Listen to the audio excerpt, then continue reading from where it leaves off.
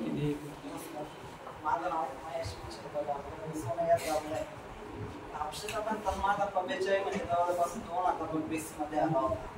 First टाइमच्या टायमाला lockdown पडलं होतं. लॉकडाऊन पडल्याच्या नंतर सगळं ऑनलाईन सिस्टीम झालेली होती. स्ट्रीम सगळं ऑनलाईन होता. स्ट्रीमवर सगळं ऑफलाईनला मी ऑफिसमध्ये फक्त तुमच्याकडे ऍक्टिव्ह विद्यार्थी होतो. सगळ्यांनी माझा एकट्याचा क्लास म्हणजे ऑफलाईन घेतला, बाकीचे सगळ्यांचा ऑनलाईन घेतला. 2-3 महिने केलं, नंतर सोडलं. का पण मी म्हणजे एमबीएचा अभ्यास करत होतो, कंबाईनची ऍड पडली, नंतर मी ते सोडलं. तर त्यानंतर पण म्हणजे टायपिंग वगैरे पण व्यवस्थित होतं. एमबीएस मला थोडंसं त्या ठिकाणी सक्सेस भेटलं होतं, म्हणजे वगैरे क्वालिफाय झालं, मी काय जमले नाही.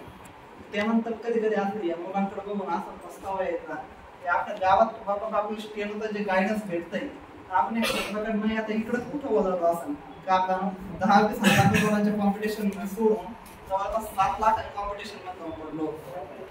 ठीक आहे, एक पॉझिटिव्हिटी होती, निगेटिव्हच्या काही मनामध्ये तेव्हा कळत नव्हतं, स्वतःवर विश्वास होता. त्यानंतर मग 2022-23 ला 23 ला आता डिसेंबरमध्ये ऍड पडली होती जिल्हा न्यायालयाची. जिल्हा न्यायालयाची ऍड पडल्यानंतर एक्झाम दिली 5 फेब्रुवारीला. मला 24 ला रिस्पॉन्स शीट आली, चेक केली, 24 मार्क आले.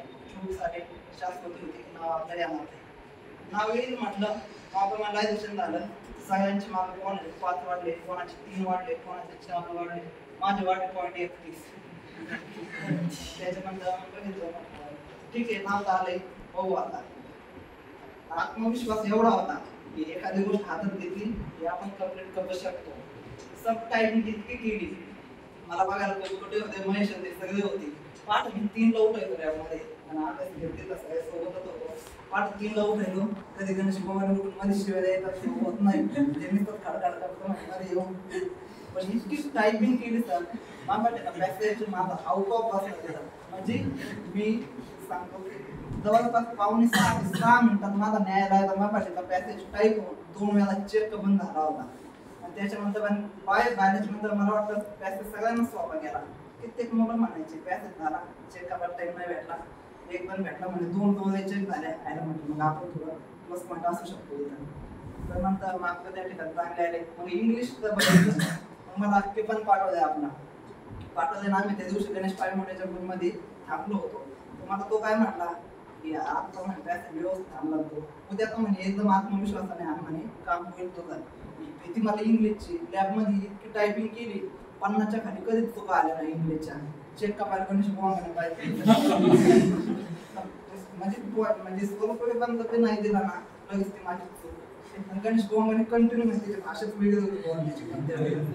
त्या गोष्टी म्हणजे आपल्याला वाटतं त्या टायमाला एका माणूस आपल्याला असं टोचून बोलतो, त्या टोचून बोलण्याचा आपल्याला यशाकडे नेण्याचा फायदा असतो. त्यानंतर पण मग बघितलं न्यायालयाला टायपिंग इंग्लिशचे काही स्पेलिंग म्हणजे स्पेलिंग वाचून जर आणले चुका होण्याचे चान्स चांगले होते. पॅसेज बघितला टप्प्यातला कापडपणे आता नंतर एक अक्षर वाचून आणलं. तर इंग्लिश पण एकदम मस्त गेलं. 3 नंबरची यादी लागली जिल्हा न्यायालयाची. माझी बँक होते 1003 लेखीला 3 नंबरची यादी आली 110 रुपये. म्हणलं आपण आता आतमध्ये आहे. मुलाखतीला मला काही टेन्शन नव्हतं. मला मुलाखतीला बँके माझा स्पेशल विषय होता.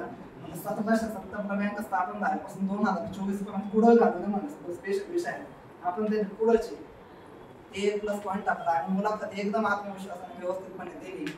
काल योगायोग निकाल लागायचा, कारण मी पुण्यामध्ये होतो, तिकडचे काल पुण्यामध्ये होतो. निकाल पडला 6 वाजता पाहिला. तर चहा घेण्यासाठी गेलो, हातातला कप पण थांबत नव्हता. मी नंतर संकेतला मेसेज केले, म्हणजे संकेत असं असं होत आहे. नंतर महेश मला म्हटला की तू लोड घेऊ नको म्हणे, तुझं नाव फिक्स आहे म्हणे. ठीक आहे. त्याच्यानंतर बघितलं यादी पडली, म्हणजे वेगवेगळ्या याद्या पडल्या. जेवण गेलो मेसला, आपली चपाती खाली असं आपल्याच खाली जात नव्हतं. काय गेलो, आल्याच्या नंतर 500 नावाने यादी पडली. नाव बघितलं, 100 म्हणून गेलं, नाव सापडा.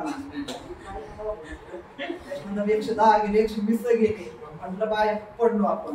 त्यापेक्षा शेवटचं पेज गेलं 141 मी येणार आपण.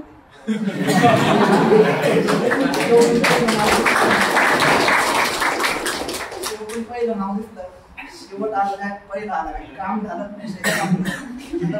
गेला. नंतर मला आमच्या देसायचा गोविंदने फोन केला, तिथे म्हणे काम झालं म्हणे.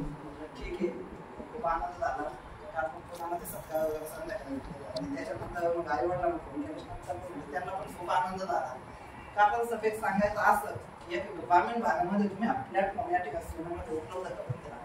जे विद्या मुलं आहेत त्यांना या गोष्टीची किंमत नाही समजत. कारण वैयक्तिक मी त्यांना येते बाया बघावे नाही म्हणतात. म्हणजे बाया बघावे ज्या वेळेस आपण स्टिओनो हा उल्लेख करतो ना या क्षेत्राची माहिती कोणालाच नाहीये. कारण जे नवीन मुलं असतात ना स्टिओनो आपल्या भागात म्हणून आपण ओळखू शकतो स्टिओनो आहे का इथं तर त्या मुलांना माहिती नाही. कॉम्पिटिशन कमी पण व्यवस्थित जर केलं ना मुलं दुकान MPSCच्या पोस्टला काय करतात क्लास 1ची जेव्हा पोस्ट काढली तुम्ही मोबाईलची लादी घालायला पण आपले येतात. आता आपलं वय खूप जाधव आहे. आज म्हणजे ज्या ठिकाणी ज्या माणसापर्यंत कोणी पोहोचू शकत नाही चीफ देवेंद्र उपाध्याय त्या माणसासमोर जाऊन बसून आता डिक्टेशन घेतो. सगळं हे झालं शक्य कोणामुळे अक्षता भानमुळं. कारण एवढा मोठा माणूस आपल्यापाशी परंतु आपल्याला त्याची किंमत नाही कळत. कारण मित्रांनो अक्षता भानबद्दल मी एकच सांगू शकतो सोनं होण्यापेक्षा सर तुम्ही पब्लिक झाला ते एकदम योग्य काम केलं. तुमच्या संगतीत आले त्यानंतर तुम्ही या ठिकाणी सोनं केलं. भविष्यात मी अशी आशा करतो किमान 500+ विद्यार्थी महाराष्ट्र ट्रस्ट आणि टायपिंग इन्स्टिट्यूटचे महाराष्ट्रामध्ये सेवा काम असते. मतदारांमध्ये कोणत्या डिपार्टमेंटला अक्षतांचाच मुलगा समाजला पाहिजे आज म्हणजे तुमच्यावर विश्वास घेतो आणि या ठिकाणी थांबतो.